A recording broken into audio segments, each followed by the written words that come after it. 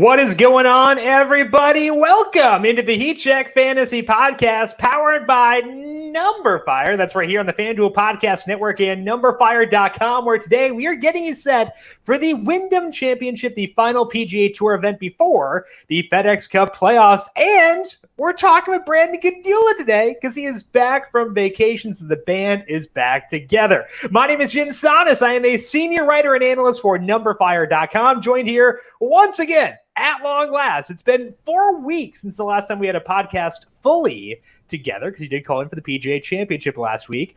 It's Brandon Gdula, the managing editor for numberFire.com. Brandon, how was the vacation, and how much was the vacation improved with your boy Colley Morikawa becoming a major champion? So the vacation, it was less of a vacation. Every time my wife and I take a vacation, it's more of a challenge, because we just do like these pretty long hikes, and I don't hike or anything. Yeah. She does all the time, so she's more used to it than I am. But it's usually like the first week is just super taxing, because all we do is hike, and then I'm just like trashed by the second week, but then we kind of calm down a bit. But I mean, it was still great to be out. So just trying not to die, basically. I mean, I don't want to make it sound like it's that extreme. I think it's pretty extreme. It's okay.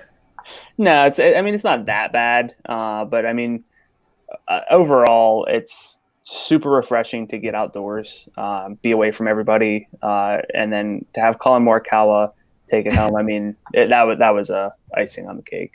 Yeah, I was thinking about you when this was all happening. I know that you were probably not able to watch it and stuff like that, but definitely know that you were at the front of my mind throughout that entire time. So I'm glad to have you back. Glad that the vacation went well, and happy to have you back here on the stream for today. As mentioned, we are breaking down the Wyndham Championship for today, which should be a pretty interesting event because it's sandwiched between a major and the start of the FedEx Cup playoffs, which means that we don't have all the big hitters lined up here. We don't have all the top end names, but there are some studs here for sure. It's at Sedgefield Country Club, which is 7,127 yards.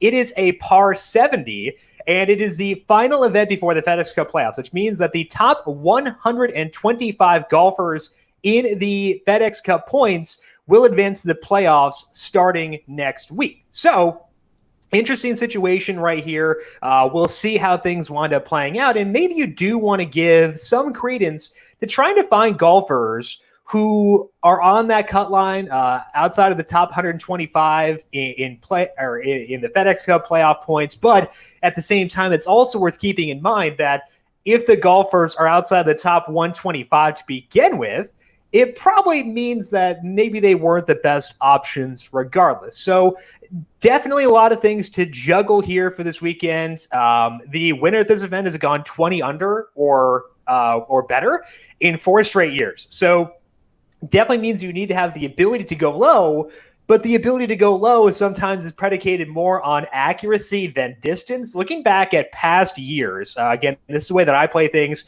maybe PGA DFS perspective. Look back at past seasons and try to identify the archetype of golfer that does well. Back in 2019, the top 20 golfers, the median ranking for them in driving distance for the full season of the PGA Tour was 114th.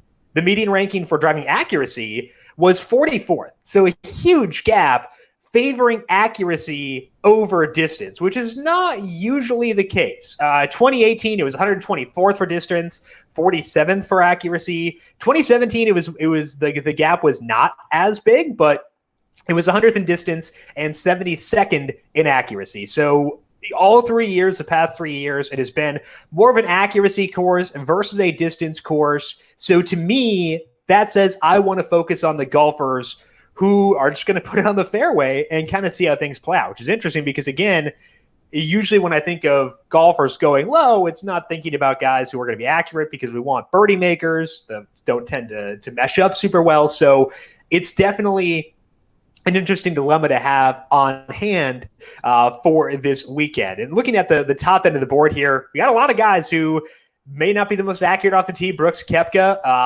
the highest salary golfer on FanDuel for this weekend. He is 104th in this field in accuracy over the past 50 rounds. We have Patrick Reed, who is 117th over the past 50 rounds. So not super accurate guys, but I think that what it does is it expands the guys at the bottom end of the pool who could potentially post a good score. So to me, I think that's the biggest takeaway is there are different golfers who could potentially compete for this weekend. At the bottom end, there are some mid-range golfers who wind up looking pretty good. But I also think the big story that we'll talk about here throughout the podcast today is kind of a top-heavy field. We have Brooks Koepka and Webb Simpson, then Tommy Fleetwood, Patrick Reed, Paul Casey, Justin Rose, Harris English, guys like that. But then Abraham Ancer, who is going to be someone, at least I was interested in, has withdrawn from the field. So bit of an interesting dilemma we have on our hands here for sure. So Brandon, when you look at Sedgefield and look at past numbers at this course, what are some numbers that stand out to you as being important for our DFS lineups? So, I mean, at Sedgefield, the winning scores are pretty much always super low. You're going to have to go low this week then to be super relevant in DFS and score these birdies, which are really always, 20 under. The past four have been at least 20. You need to convert birdies, and the way to kind of make birdies on the PGA Tour is to hit a good drive. Hit one close to the pin, and then make the putt. Scrambling and around the green play shouldn't really be super vital, because if you miss the green and you're kind of scrambling, getting up and down for par, probably not going to be super relevant. You're going to have to be, comfortably under par to make the cut as it is. According to Data Golf, approach play has actually been a little less vital at Sedgefield than the average PGA Tour course, but it's still the most important tee to green stat. There's actually an increase in importance in off the tee play at Sedgefield relative to the average course, primarily through driving accuracy, not distance. So you don't have to be long. You don't necessarily have to be accurate. All types of golfers are in play, but you still need golfers who can make birdies and putt well, and that is always a little bit of a problem for us on the heat check. Yeah, I mean, not that we've ever fallen in love with golfers who can't hit a putt. But I think I'm on the same page as you where you mentioned that like you can win multiple routes, but I am definitely putting a heavy emphasis on accuracy. Are you going with accuracy overall off the tee play, or is it off the tee play and then accuracy as like the add-on to that? Accuracy is more the add-on. My key stats are approach, off the tee, driving accuracy, putting on Bermuda if you have access to those stats. If not, just strokes gained putting, and then birdie rate. I think those are the keys. It's kind of an all-around sort of format, but you have to be an all-around good golfer to score a lot of birdies. You don't just do that by being an accurate driver. You don't do that by being a terrible putter. So basically you need to have the ball striking and the putting, which is, again, I mean, we're always on the ball strikers, not always on the putters, but I think the one thing that really helps open things up a little bit more is that I'm not really looking at around the green play at all. And so some of the golfers we typically love might be good plays if I'm willing to overlook entirely around the green play. Yeah, I actually am looking at around the green play. So this will be our one deviation for this week. And I know, based on it's not enough because I saw the player picks. We're on the same page with those golfers. But the reason that I did wind up going there is that it sounds like the greens are very small, which may make it tougher to like stick it on there. Unless you like put it on with your approach, which ideally you do. So I did wind up putting around the green play in there, and I think that it solidified some golfers for me. Like, I'm not excluding golfers based on around the green play, but like if there is a golfer who is like solid or above average around the green, I am going to value that. So I think that's the one deviation we have for this week, where I am valuing around the green play just based on the anecdote of these greens being kind of small. Yeah, I mean, it's never a bad thing to be good at any one of the four strokes gained stats, but if there is one almost every single week that you don't look at as much, it's around the green play. Sure. That is most relevant in tougher courses where you do need to get up and down for par. I think this week, if you're relying on your around the green play, you're probably not in birdie position. So that's why I'm effectively just not looking at it, and that helps open up a little bit because, again, we love a lot of these guys who are amazing with, their off the tee play, with their approach. Maybe not good with the short game, but some guys are, worst at around the green play and are decent with the putter. So you were going all in on Paul Casey, Corey Connors, I assume. Is that the true takeaway here? Yeah, I mean, Corey Connors definitely doesn't qualify as a good putter, but I mean, if I just take out around the green play, it kind of makes me feel a little bit better about some of our usual favorites. Yeah, there's less red on the spreadsheet for Corey Connors if you omit around the green play. So maybe that was motivation there. Trying to dig into the thought process here. It's just making Corey Connors look less frightening. Major League Baseball is officially back, and so is FanDuel's Home Run Challenge. Every day, you will be able to draft any 3 hitters on the slate where only home runs count. If your lineup scores 3+ home runs in the contest, you'll win a share of $2,000. Not 20, $2,000 in cash. Not trying to make them fork over additional money. If your lineup scores 6+ home runs, you'll earn an additional share of a $10,000 bonus cash. That one's actually the proper number of zeros. It is a great way to make your night that much more interesting.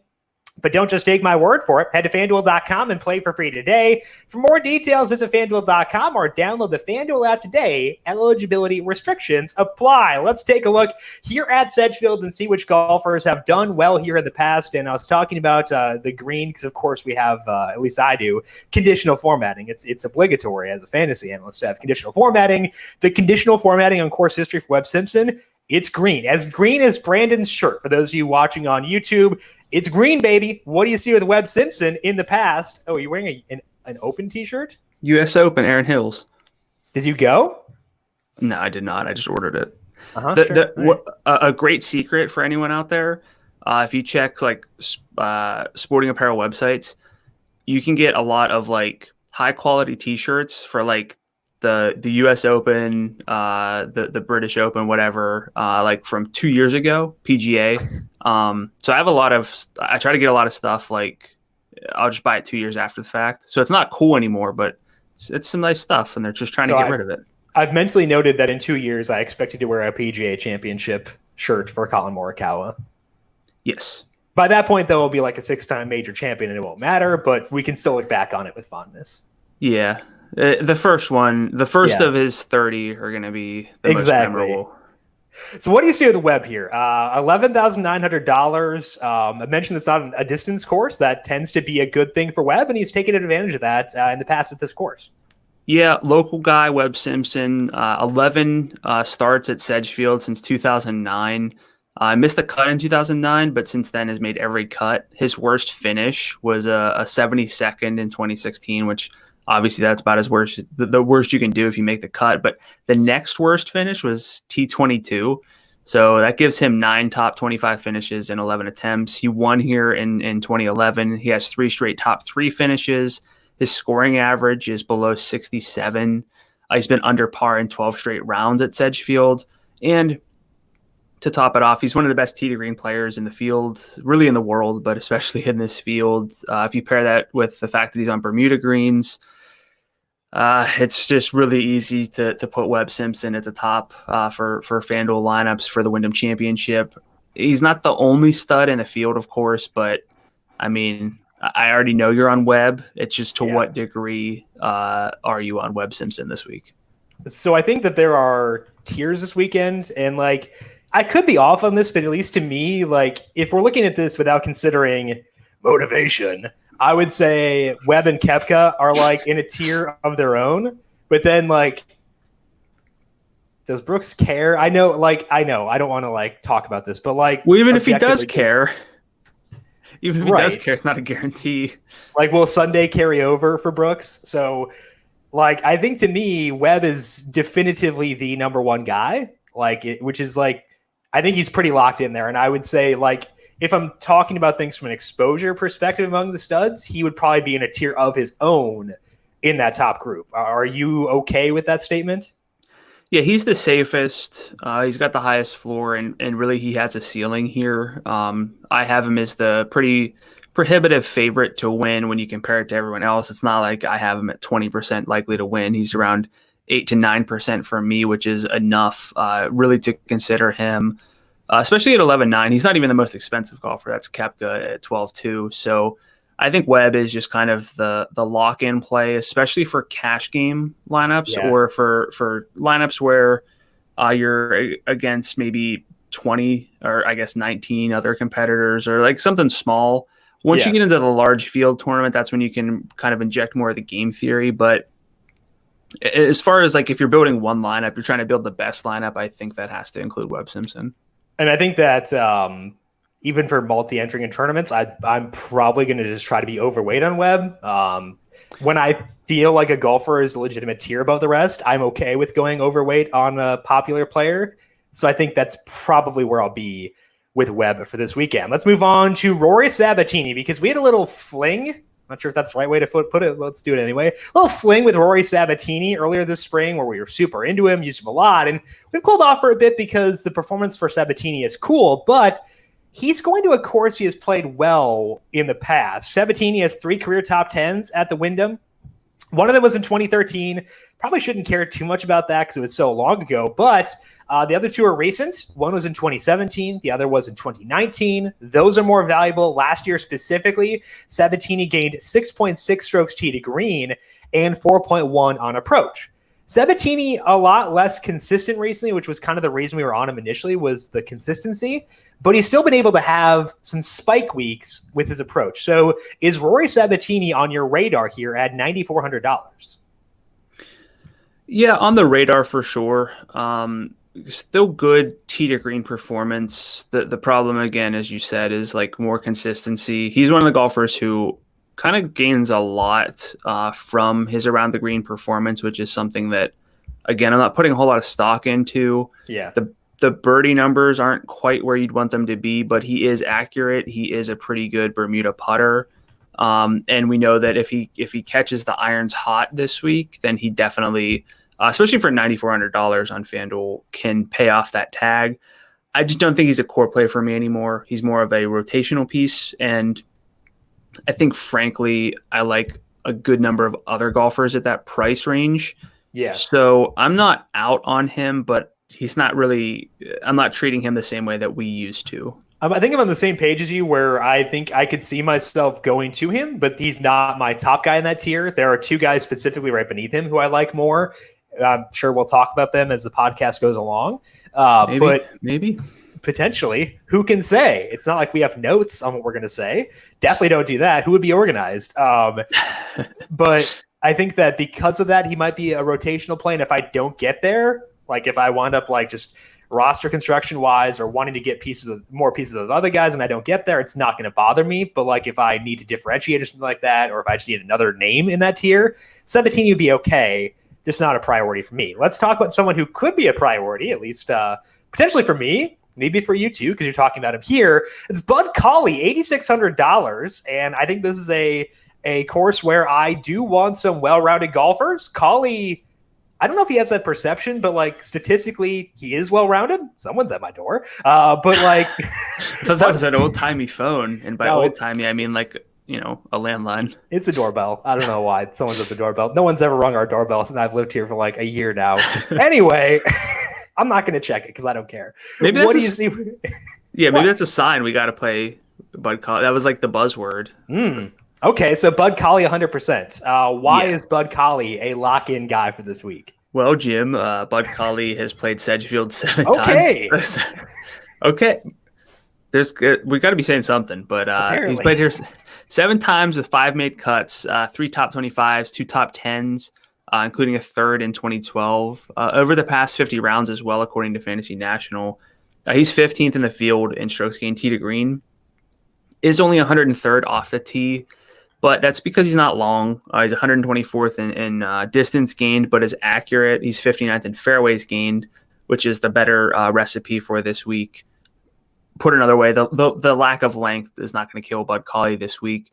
He's 80th in the FedEx Cup, so he's got some comfort. He's 34th in Bermuda putting over a 100-round sample. So I like him. That's a good profile for a value golfer. Sounds like you're in on him as well. Is he maybe your favorite value so far this week? Yes. I think that we're talking about Henrik Norlander later. I think that he is like kind of in that discussion for me. But I think that for me, it would be Collie number one, but I think it's kind of between those two guys. There is a golfer in the low 8,000s I don't mind.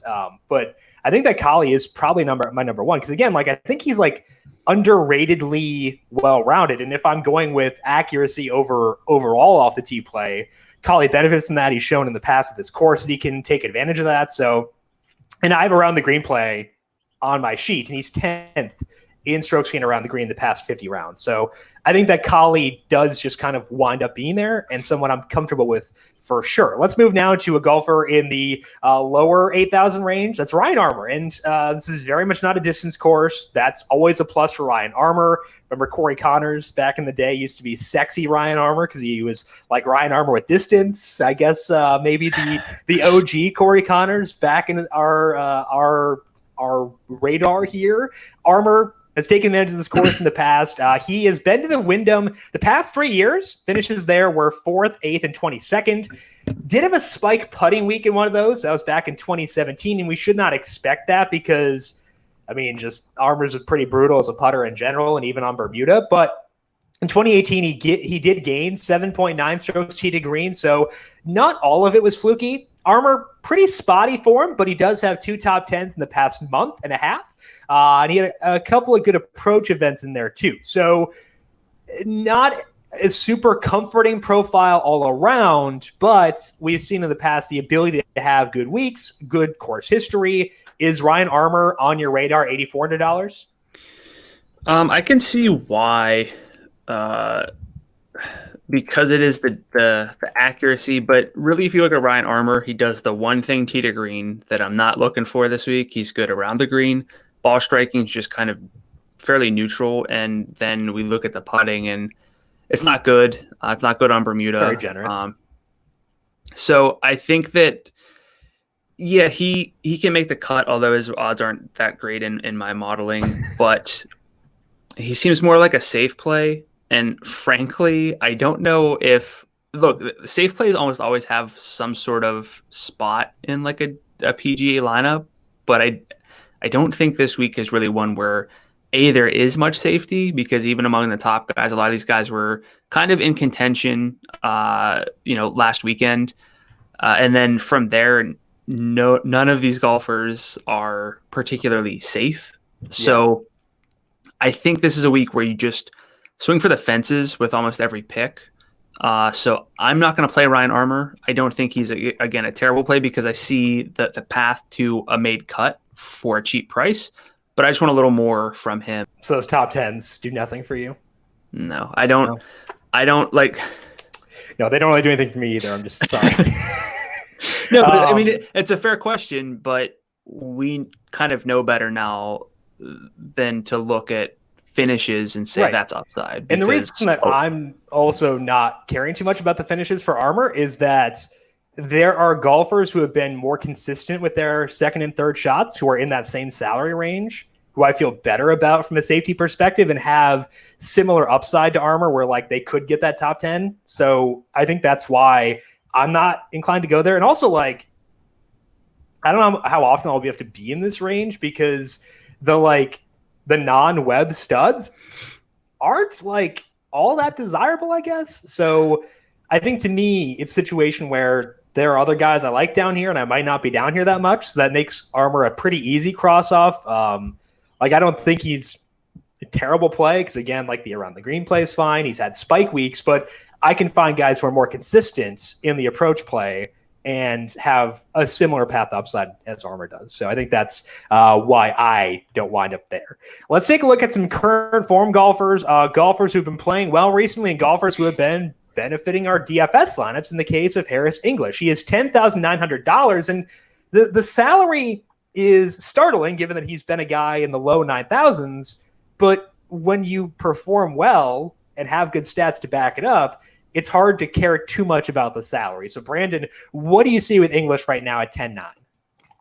Obviously, been playing good golf. That's why we're talking about him. But came back, missed the cut at the Charles Schwab, but then has 4 straight top 20 finishes. He's been putting well, which can be a concern, but he's a really strong Bermuda putter over a large sample of 100 rounds. And you might hear us a lot, and we've probably been guilty of it before. But putting's not entirely random. So I think we can bank on guys who are good putters. What helps here more than anything really is that he's 23rd in approach and 13th off the tee over the past 50 rounds among this field. So what we're getting here is like a good ball striker and a guy who can actually make putts, which is what we want a lot of our favorite golfers to be, or at least our favorite DFS value plays to be. He's no longer a value play, but he gained a stroke from approach last week in the PGA, a really tough field, lost 0.4 off the tee. You put that type of performance into a field like this, he's going to be gaining comfortably in both of those ball striking stats. Played the course 6 times with 6 made cuts and 2 top 25s as well. And really, I mean, if you go back and look, the form he had entering the Wyndham was never quite like what he has now. So I have a lot of interest in Harris English. He might be the guy I go to right after Webb. I think that's going to be a pretty comfortable pairing. Sounds like you're in on Harris English as well. Yeah, I think for a cash game build, it would probably be that, like just starting off with those 2 guys, because it gets you Webb, who I think, again, is like in a tier of his own, and it gets you a second stud who is not super expensive, which means you can avoid the risky golfers at the bottom end of the tier. And I think that is good. I don't think that anyone in the 9,000 range is particularly safe, but there are degrees of safety, and like I will take the marginal increased safety of some of these guys over the ones who are in the low 9,000 range. So I value the salary savings we get in English relative to some of the other studs. I value the well-roundedness in his numbers. You mentioned that you're not favoring around the green play, but he is 34th around the green too. So English just checks a lot of boxes. I think I agree with you where he'd probably be my second guy I'd lock in for a cash game. I would have gone Abraham Answer had he not withdrawn, but I think with Answer off the table, I do think that English will be my number 2 guy my number 2 guy I turn to. Yeah, I mean, the top end has a good number of plays, but really in the 10,000 range specifically, the only other golfer I guess there are 2 golfers I'm interested in. It's Brendan Todd and Sungjae Im, but English kind of stands out from is a good price. He's not as expensive as the studs.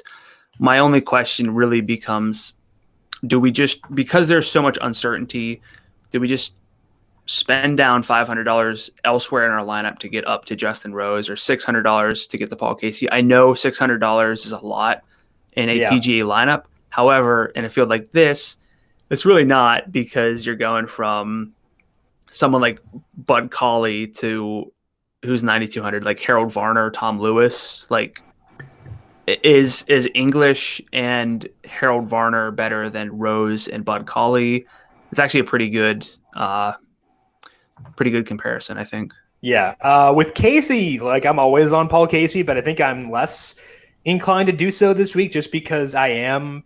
And again, this is something you're not doing, so maybe this is a mistake on my part, but I am putting additional weight on the short game relative to usual. That is both the around the green play and putting. So that scares me off of Casey quite a bit. Rose is fine, but I think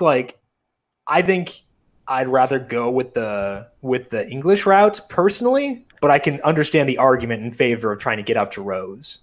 I think it's a good veil of ignorance argument this week, which we don't usually get. So what is that? This makes me. Veil of ignorance is just it comes from philosophy. It's basically if you put a veil over your face and basically like created a society, but you didn't know which role you would be getting, you would in theory create a very just society. In case you were like a low class citizen, then the situation would be a lot better. It's like a thought experiment. Trippy. I like it. I don't know. I thought it was apt here. It probably was. I was not there. Yeah. Well, usually when I say I mean, would you rather do this or this combination? I have a strong feeling, but I think that's actually a pretty fair comparison because I do like Justin Rose. Maybe if it was Paul Casey, it would be a little bit different, but yeah. Okay. I think that's my point remains. My point remains. So let's talk about Chez Reavie because Chez, the finish at the PGA Championship was not good. He didn't make the cuts. He bombed on Saturday, which was disappointing for me. I had a 6 of 6 lineup that did not cash, which is hard to do. So Chez was a part of that, and it wasn't because of putting. He just didn't play well. But the form heading into that was pretty good, and I think Chez should benefit from a non-distance course. If we include the PGA Championship, Reavie has gained on approach in 5 straight events. He gained 7.2 at the St. Jude, used that to finish 6th there. Outside of the putting, Reavie is well-rounded this weekend. He is 7th in fairways gained the past 50 rounds. That's a fantasy national stat. He is 22nd in approach, 15th around the green the past 50 rounds. So Chez checks a lot of boxes. The form was good entering last week, and I think that he does benefit from this course type. So he's $9,800. I don't mind that range. I think there are a couple of guys there who I do like and would like to get to. What's your level of interest in Chez Reavie this week? Almost zero because of the price. Okay. I like Corey Connors a lot. I'll talk more about him later. I think we're all going to forget about Joaquin Niemann. Ooh. Can we do a Connor versus Reavie head-to-head here? Yeah, we can do that. Like FanDuel points? You have Corey Connors FanDuel points. I have Chez Reavie FanDuel points. Okay. Yeah, you write that down. I will. Okay, so I have Chez. You have Corey Connors. Yes. Go. But Corey Connors, I think everyone will just forget about Joaquin Niemann. I don't know that for sure yet, but it feels like that's typically the way things go. Niemann cools off for like a few days, and then everyone forgets about him. But Niemann's 9,900, Connors is 9,900. I don't mind Kevin Kisner at 98, but I don't really ever like to play him too much on FanDuel because of the birdie percentages of his. But I would rather play Kevin Kisner than Chez Reavie. I like Russell Henley at 97. I like Ryan Moore at 96. The thing with Reavie, and not that this doesn't apply to some of these other guys, but he just doesn't make a lot of birdies because the putting isn't quite there. Yeah. I like Henley, so I think that one is fair. I think the part of the reason that I am higher on Chez is that I'm lower on the other guys you alluded to. I think Kisner's fine. But Niemann, this is an accuracy course. Accuracy is not his biggest strength. I'm looking at around the green play. He struggles there. Bermuda has traditionally been a bad surface for him. So, like, it's a lot of marks against Niemann. And having Niemann be lower, and again, I'm valuing the short game, which is why I'm not on Connors. So I think that this is the one area where my prioritization of the stats of this week does lead to a divergence in our preferences. And that's why I'm on Chez, even though the putting also sucks. It's the around the green play that allows me to be okay with him. Whereas because you're lowering your emphasis on around the green play, you wind up on the other guys. I think it makes sense. But I will take my Chez versus Connors head-to-head for sure. Sorry, I'm just staring at Xinjin Zhang at $9,600. He is 170 to 1 or something like that, right? I think he's 250. Is he? Okay, he's even longer. Yeah, he was 210 when I looked yesterday. I mean, Xinjin Zhang is like my full-on punt play every week. I always like him for like a top 10. Of course, whenever he finishes top 10, I never seem to have bet him that week because I feel like I learned my lesson. But Xinjin Zhang at 96 is very telling of this field. Correct. I agree. So let's move down to the value tier. Because again, I think that the high 8,000 range is not that bad. I honestly think the high 8,000 range outside of 2 golfers in the low 9,000s range might be better. Part of the reason I like that 8,000 range is Henrik Norlander. He is $8,800, and the sample on him playing well seems to be getting bigger. So what do you see with him entering this weekend?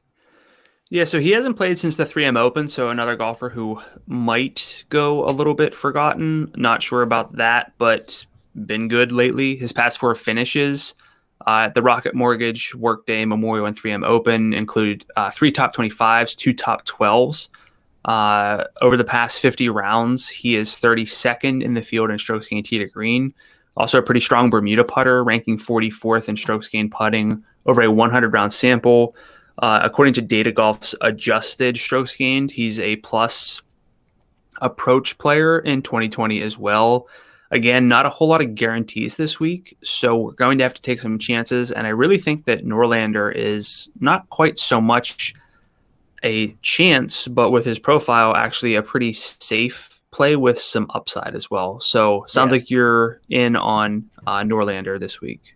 I am indeed. He doesn't have the around the green play, which again I am looking at this week, but 5th in accuracy, 24th in approach. This is a straight up approach, not the adjusted approach play that you alluded to, but also 42nd on Bermuda, as you mentioned. So good numbers, good finishes to back it up. $8,800 in a field that is kind of weak. Like he's around a lot of dudes who are normally in the 7,000 range. Like I know he withdrew, but Lotto Griffin at $8,800, he's usually like a 7,700-ish type guy. And Norlander, I think in a stronger field would be like $8,800. So I think he's a good value. I think that he is someone I feel pretty safe about. Collie or Norlander for you? I go Collie, but which one do you prefer between the two? That's a good question.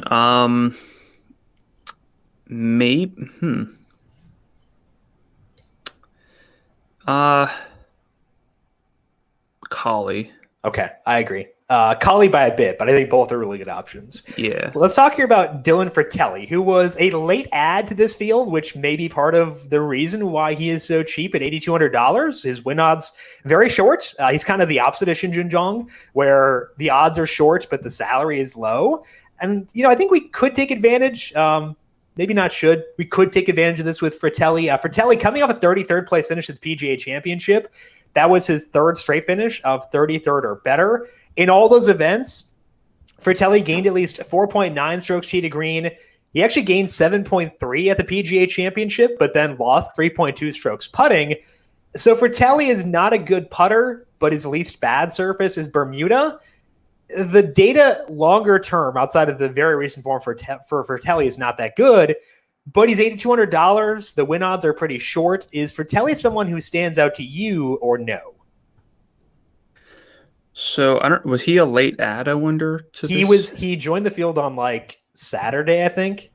So he's not in my yeah. I could get behind that for sure. I mean, he's usually a pretty he never seems to be like amazing as a ball striker, but he's like consistently positive, which is fine, especially if you inject that kind of performance into a field like this. Kind of takes more of a baseline ball striking performance and elevates it because he's going to gain strokes on weaker competition. For the price, I think he definitely stands out. So yeah, it's a good call. I think Fratelli is in there. He's not my favorite guy in the low 8,000 range. That's actually Chesson Hadley, my vice. Shaking your head. Is that a no?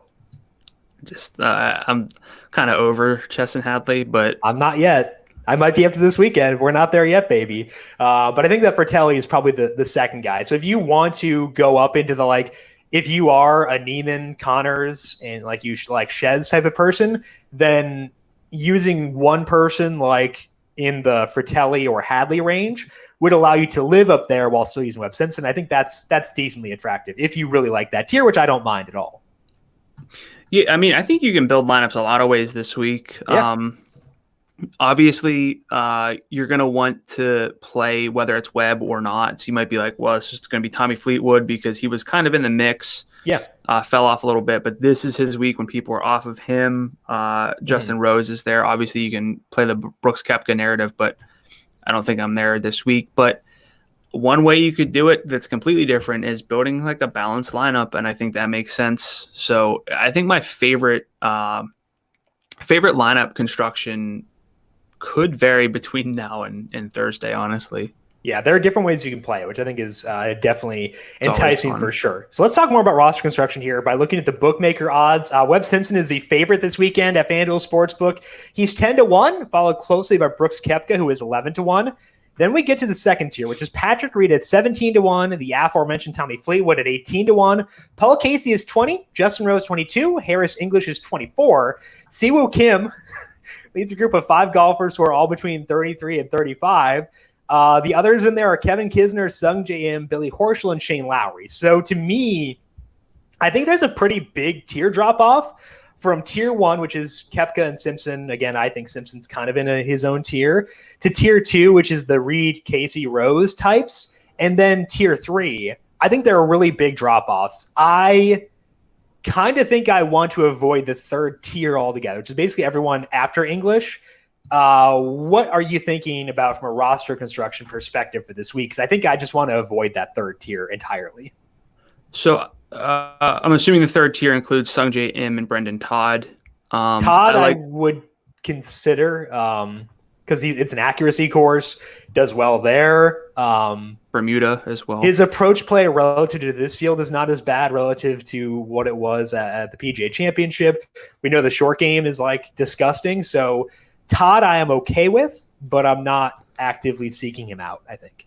Yeah, I mean, I think Todd and Sung Jae are probably not going to be as popular as they should be. Sung Jae's kind of started to show some pretty strange Bermuda splits. I think I pointed this out during the St. Jude. But he's had some of his best finishes on Bermuda, even if they're not always fueled by putting. I don't understand. That's probably just variance, but he is a good Bermuda putter over 83 rounds. He's 18th in this field compared to everyone else's 100 rounds if that's available. So I think Sung Jae is definitely in play. But if the question was kind of my optimal construction, it's got to be, I think Webb and English, and that gives you 9,300 left.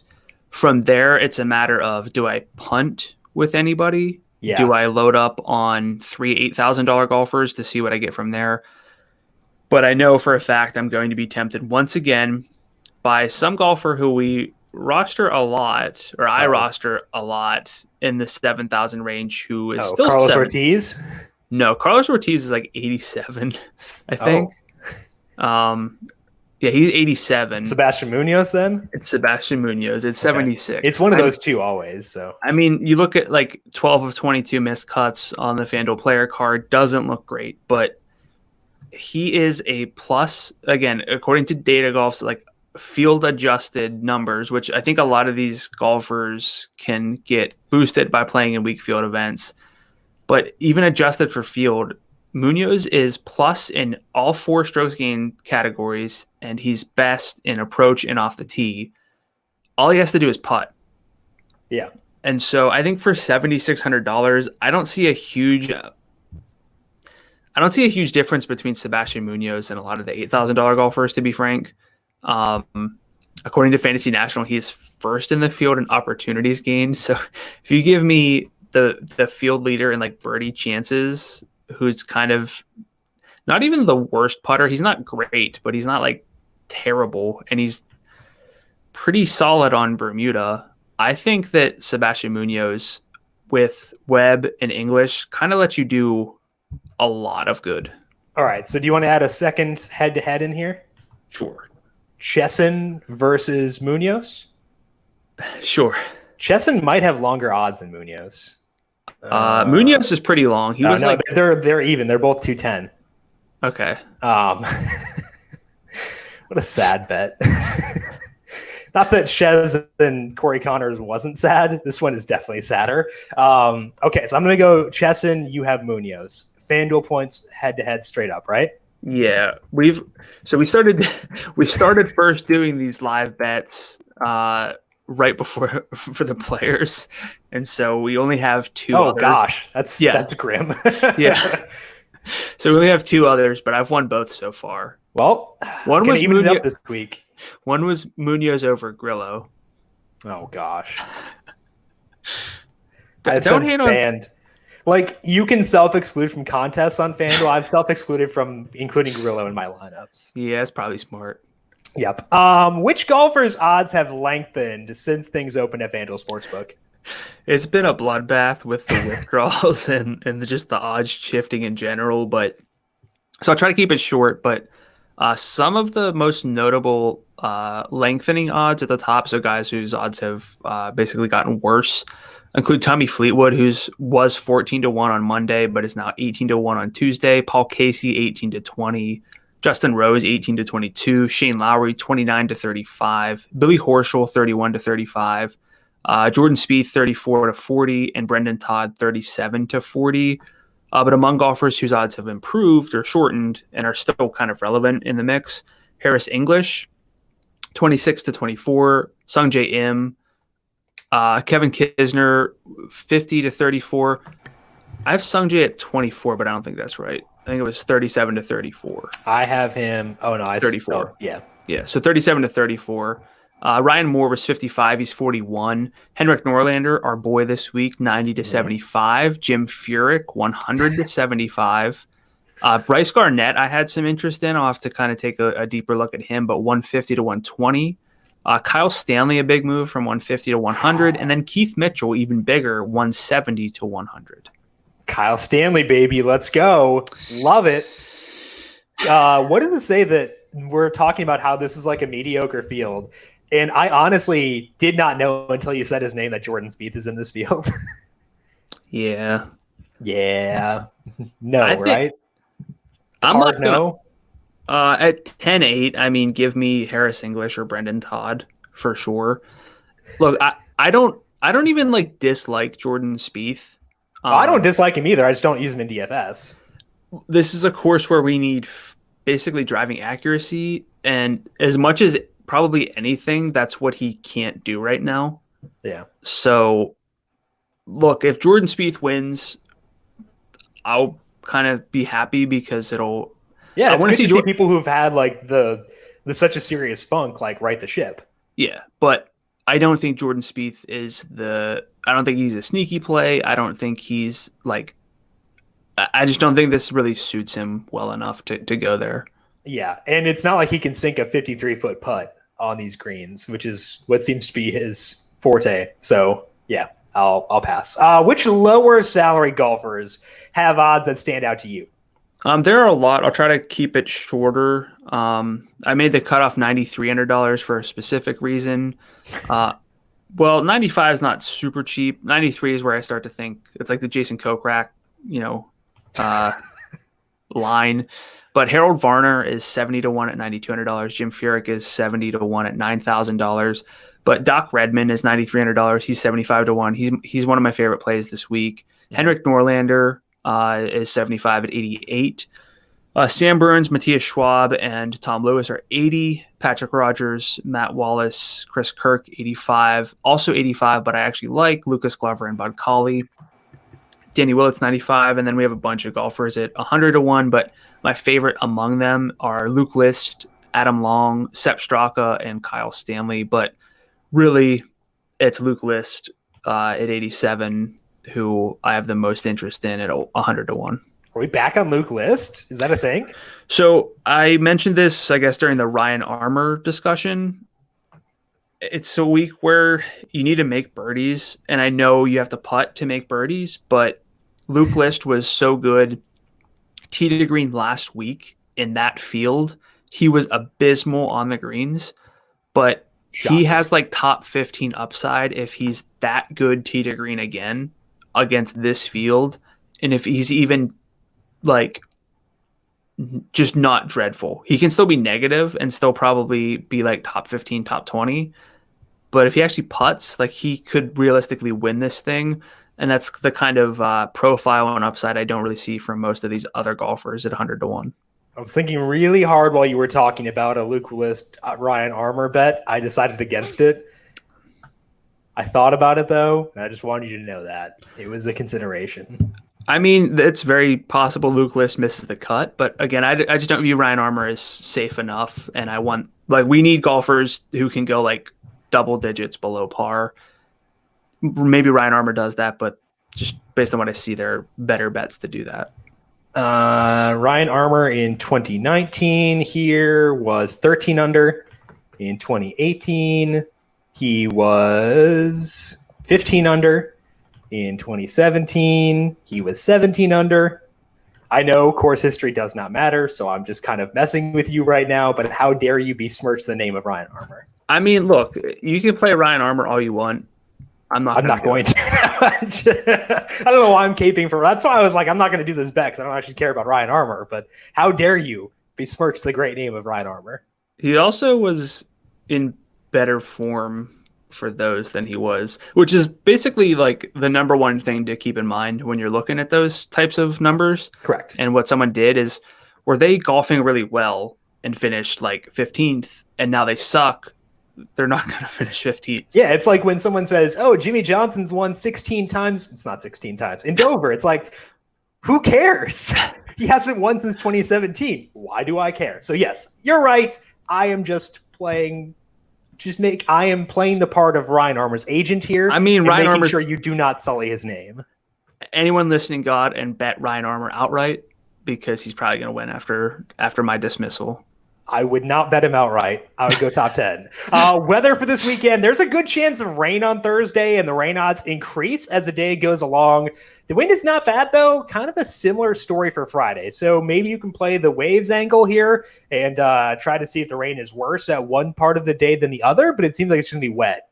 So I wouldn't worry too much about it. Chances of rain on Saturday and Sunday too, but no wind for either. So going to be a wet course. Brandon, any alterations for you knowing that we're probably going to see some rain out there? Nah.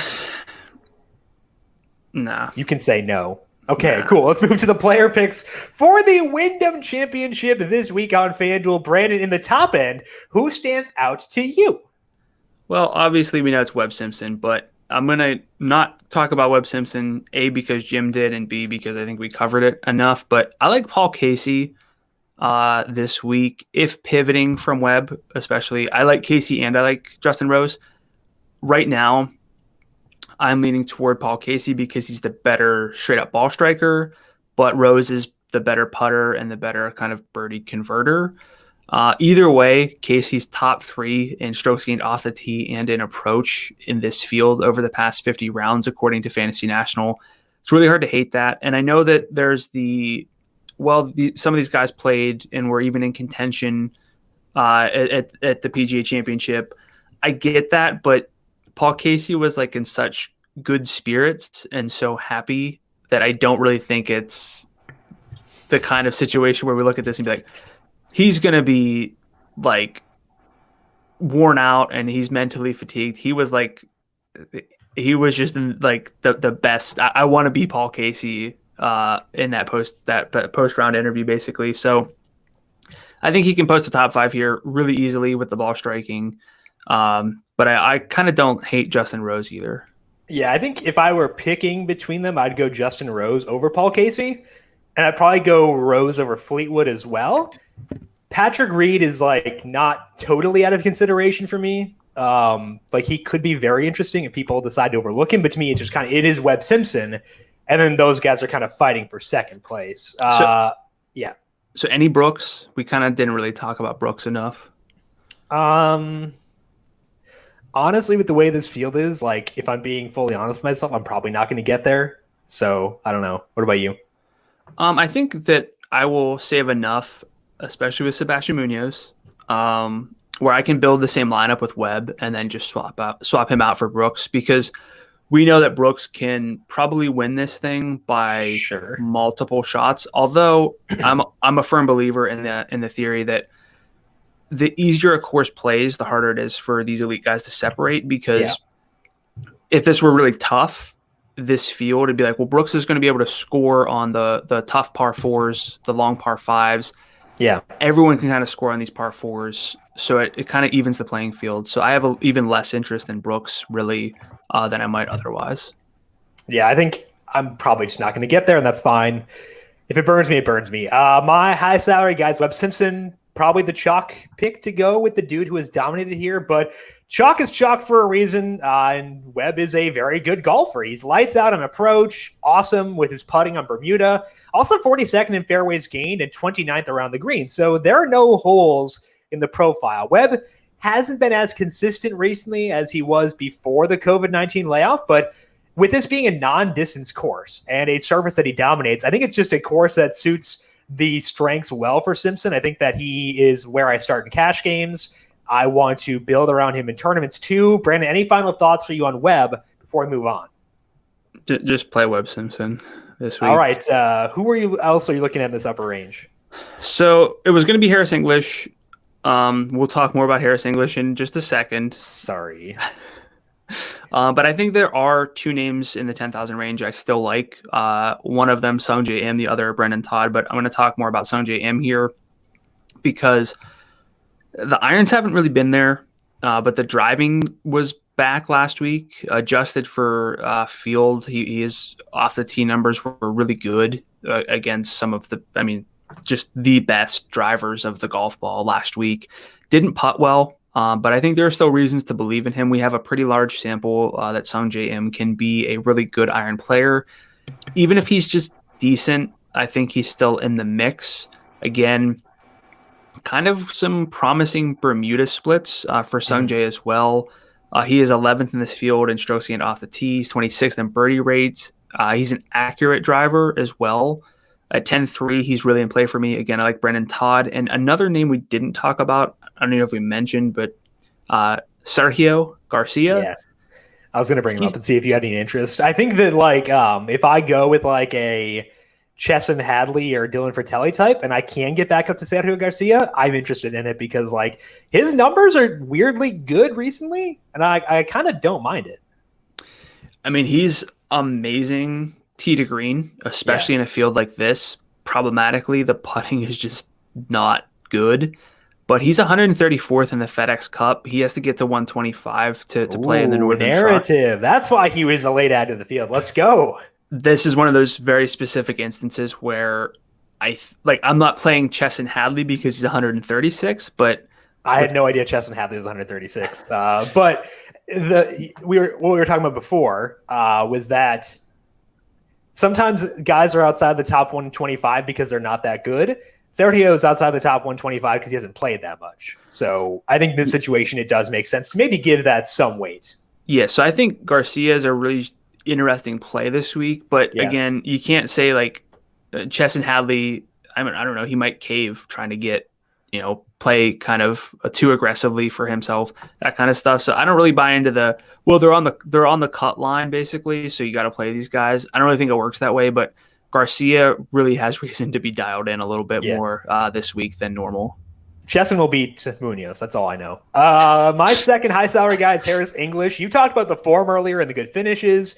Part of the reason he's been able to have that good form is that he's so well-rounded. He ranks 46th in fairways gained, 23rd in approach, and 34th around the green the past 50 rounds. And English is also a solid Bermuda putter. He is 10th there over the past 100 rounds. And like you said, we don't usually get to latch on to guys who are good with both their ball striking and have a solid short game, but English does have that. So I think he is more than fair at 10-9. I think that, once you consider salaries, he's probably my second favorite guy in the field after Webb Simpson. So Harris English, someone I'm very comfortable starting with in the cash game outside of or after Webb Simpson and just kind of building from there. Yeah, I think he's my number 2 play, price considered this week as well. All right, let's move down to the mid-range. Who stands out to you there? Corey Connors, one of the best ball strikers in the field. He is 4th off the tee, 5th in approach over the past 50 rounds. 136 around the green, which I don't care about this week because if he's relying on his around the green play, he's probably not in contention. He's 132nd in putting, also not good. But the reason I'm downplaying the short game, specifically the around the green play, not necessarily the putting, which is still a problem for Corey Connors, especially at 99. But to me, these guys need to make birdies, and that's not going to come from, again, saving par. That's not how you get birdies. It's getting into birdie position and making the putts. I think Corey Connors will have an easy time getting into birdie position, whether he makes the putts or not. He probably won't, but I think that's kind of all we can ask for from any of the non-elite golfers in this field.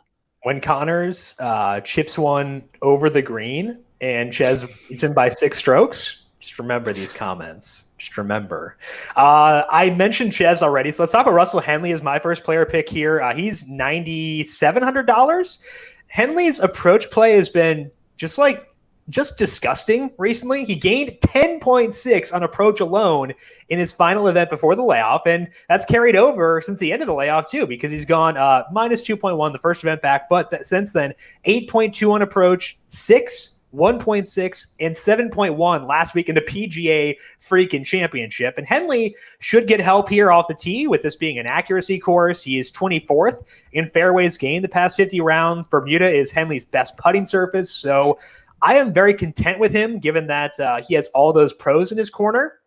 The one dilemma I have is, do I go Henley first or Ches first? And I think I go Henley over Ches, but by a very slim margin. Where does Henley rank in this this upper 9,000 range for you, Brandon? Probably third. Okay, behind Connors and Neiman. Yeah, if we're looking at just the upper. Yeah. Okay. I think I need to go back and add Joaquin Neiman into my article. I mean, the thing with Henley and with Reavie is like they get in birdie chances, but according to Fantasy National, Henley's 4th in the field in opportunities gained. But do you want to guess where he is in birdie or better rate gained? 86th. Higher. Higher as in better, or higher as in a larger number? 121st.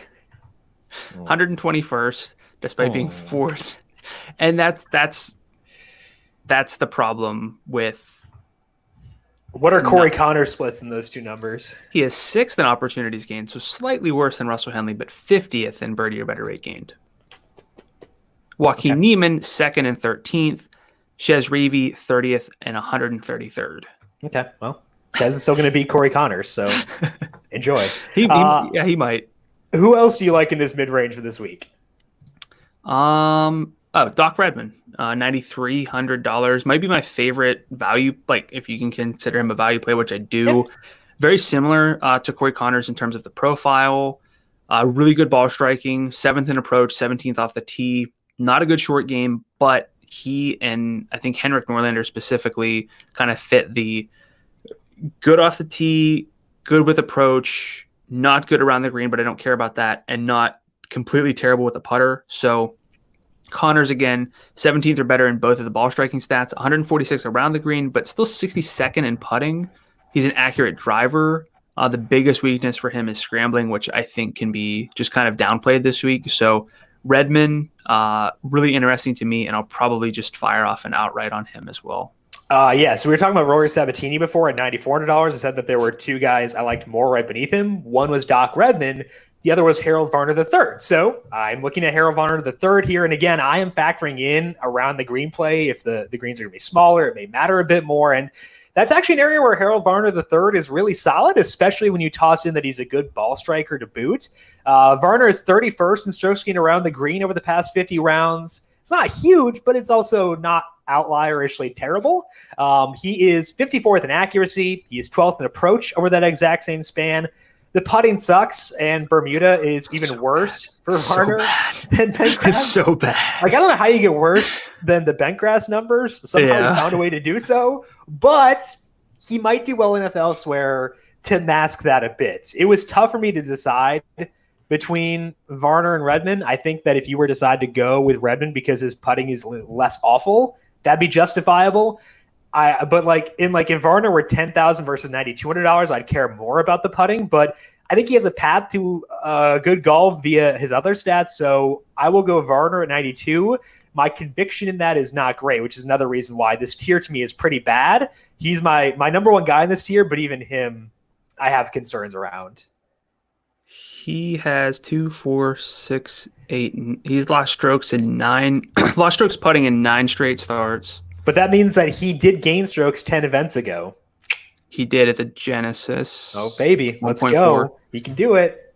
He has won his last.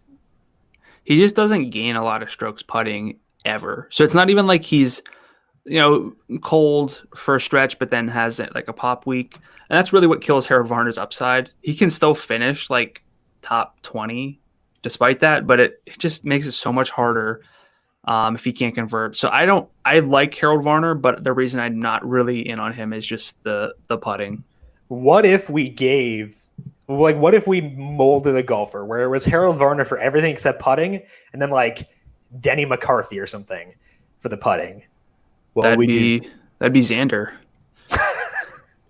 That's actually not too bad. All right, let's move down to the value tier. Who do you have there?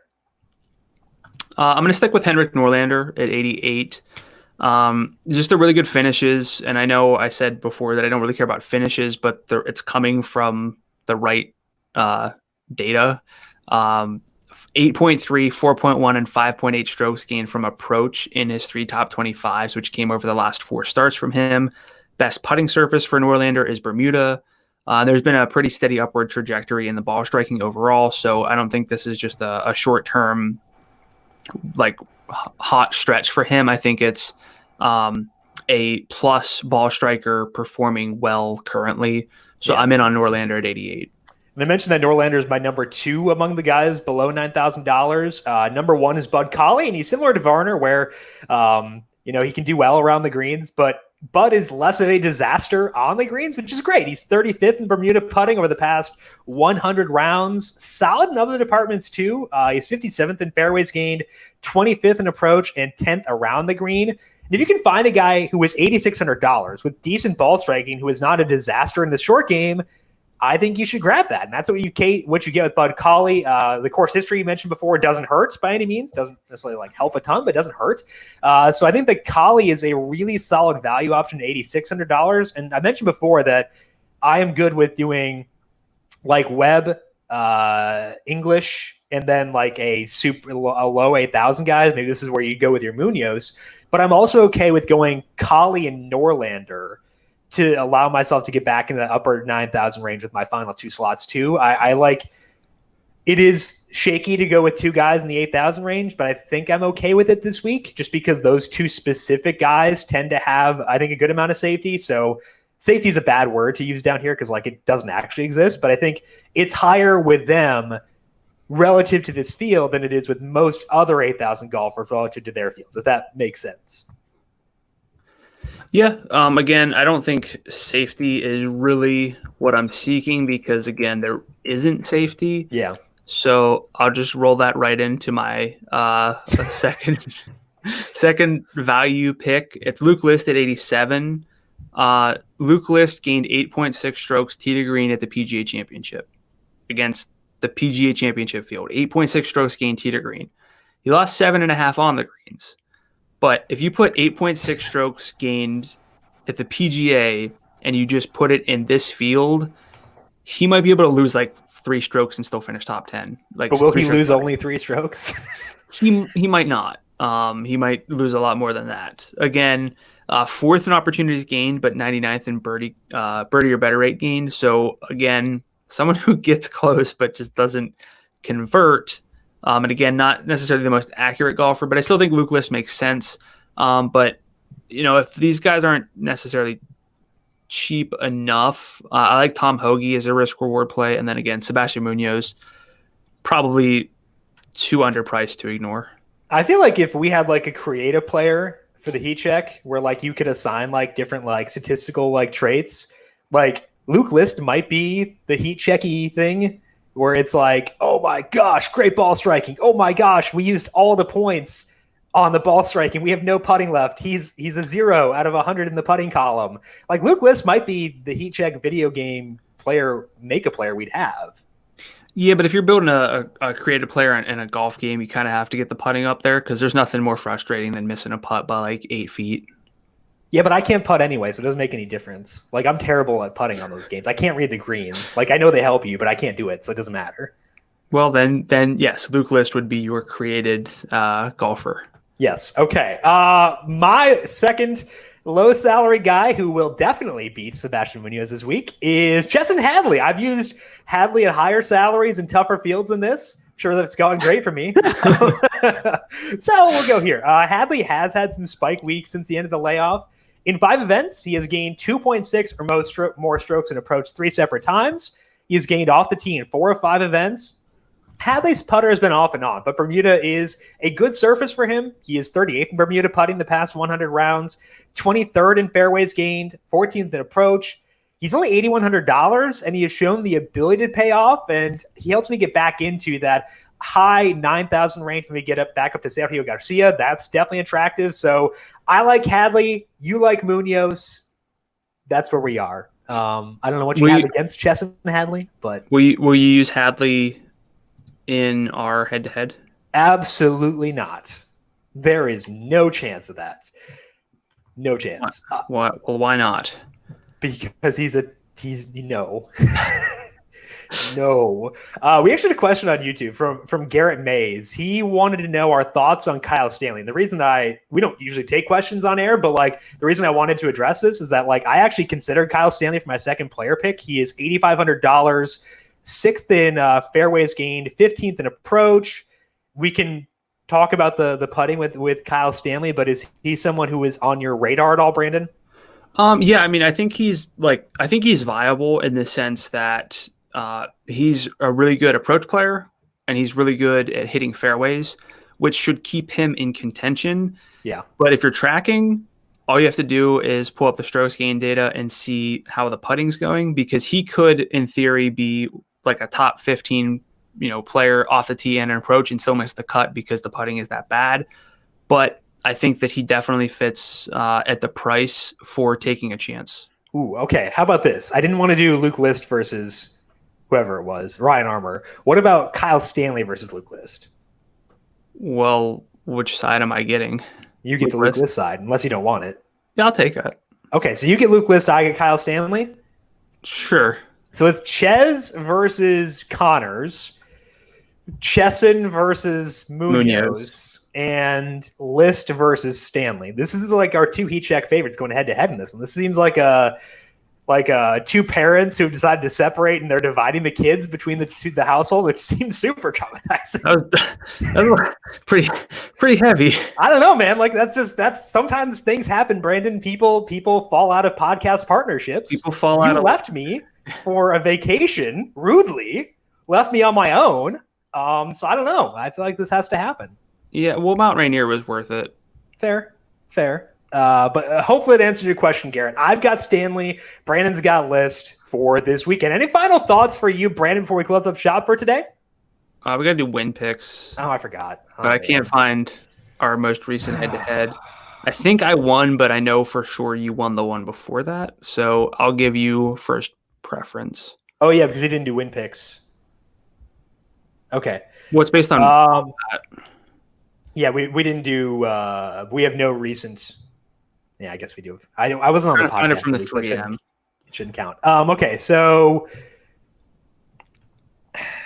let's do anyone you want. Should we cut off Webb and Kepca? I'm going to cut off Webb and Kepca. Okay. I mean, Webb's going to win, so neither of us are going to get the win. That's fine. And then anyone at 50 to 1 or longer, because I don't want to deal with the super long things this week. Okay, so I get to pick first. Anybody I want, or 50 to 1 or longer. I'm trying to get the odds up, but my computer's being stupid. Okay. Oh my gosh, you're so slow. Okay, here we go. I'm going to go with the 51 or longer first. Technically, Ches counts. So I'm just going to stick with my guns and go Ches Reavie as my longer pick. All right, then at the top, I will go. I can't do Brooks or Webb. Correct. Right? I will do. I mean, my model has Patrick Reed as the best pick there, but I don't really like that. But I think I'm going to bet Sungjae, but for the sake of trying to hit the winner with more probability, I'll go Patrick Reed. Okay. Reed is actually going to be my pick. I didn't expect you to take him from me. So I don't mind Harris English. Yeah, I'm going to go English. It's between English and Rose because Paul Casey is not allowed to win outside of that one event that he dominates. Yeah, he can't. Yeah, he only win the Valspar. So it's between English and Rose, but I'm going to go Harris English over Justin Rose. So I have English and Reavie. You have Reed and who? I didn't pick yet. Oh, okay, cool. I just 51 or longer. Give me. He ain't gonna win on Bermuda, but Neiman. I'll take Joaquin Neiman. Yeah, knew it. Okay, so you have Reed and Neiman. I have Reevy. See, the one of the least popular players and a guy that everyone seems to love. Yeah, I have Reevy and oh my gosh, English. Okay, ooh, I can't remember anything this week. Anyway, so that's what we have. We also have the 3 head-to-heads. So we have a lot on the line this week. So for a not great tournament, the stakes are high, Brandon. We'll see how this thing plays out. Any final thoughts for you? Hey man, it's not going to be maybe as exciting as what we got last week, but whatever shows up in your FanDuel account after, it's kind of the same thing, right? I mean, money is always exciting. Yeah. Losing money is always frustrating, regardless of the field too. So, Chesson Hadley, let's go, man. Let's lock things into gear for this weekend. That is all that we have for today, but a lot of good stuff happening right now on the numberFire Daily Fantasy Podcast feed. Tom Vecchio is doing a daily NBA and NHL podcast. Those go up the night before because of when lock occurs.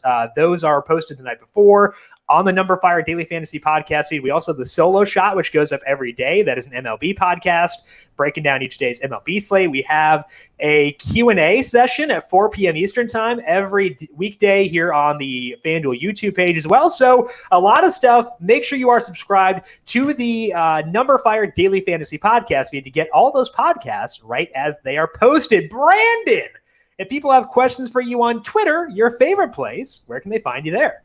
I'm at Gdula13, GDULA13. And I'm at Jim Sannes, JIMSANNES. You can also follow the FanDuel Podcast Network at FanDuel Podcast. Big thank you to Calvin Theobald, our video producer, from the video side of things here today. Thank you, Cal, as always. And thank you to everyone for tuning in. Good luck with your PGA DFS lineups for today. Talk to you again next week. This has been the Heat Check Fantasy Podcast powered by numberFire.